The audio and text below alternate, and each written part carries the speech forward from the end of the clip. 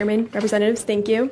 My name is Natalie Icano. I'm a research analyst at the Foundation for Defense of Democracies in Washington, D.C., which is a nonpartisan research institute focusing on national security and foreign policy.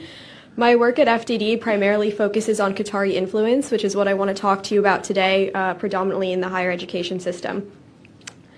Qatar is among the top, last year, Qatar was among the top 5 foreign donors to American colleges and universities, beating traditionally deep-pocketed donors like China and Saudi Arabia. Qatar is approximately 11% of the world's natural gas resources, but only 330,000 citizens, so it has ample wealth to spend buying prestige and influence in this country.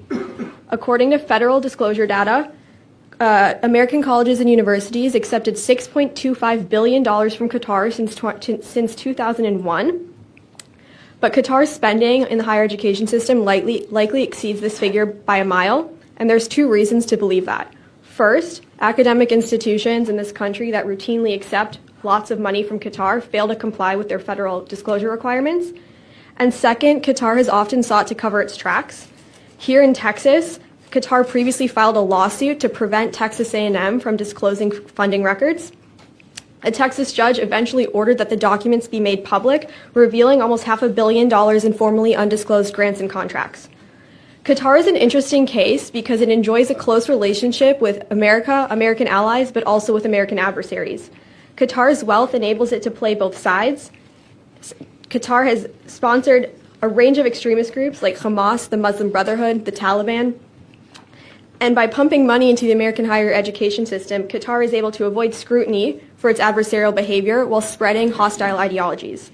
For example, Georgetown's campus in Doha hosted a conference in the fall on the future of Gaza. That conference featured a former Al Jazeera executive, which, by the way, Al Jazeera is owned by the Qatari government. The conference featured a former Al Jazeera executive who praised Hamas's October 7th massacre and previously delivered a 10-minute eulogy for a Muslim Brotherhood-aligned cleric who endorsed suicide bombings against Israelis.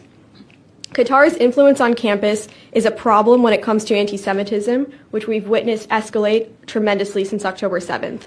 While I haven't been able to draw a direct line between Qatari funding and specific instances of campus anti-Semitism, what I do know is that Qatari funding on college campuses obviates the need for alumni donors, and by forcing administrations to be responsive to Qatar and Qatari entities, they're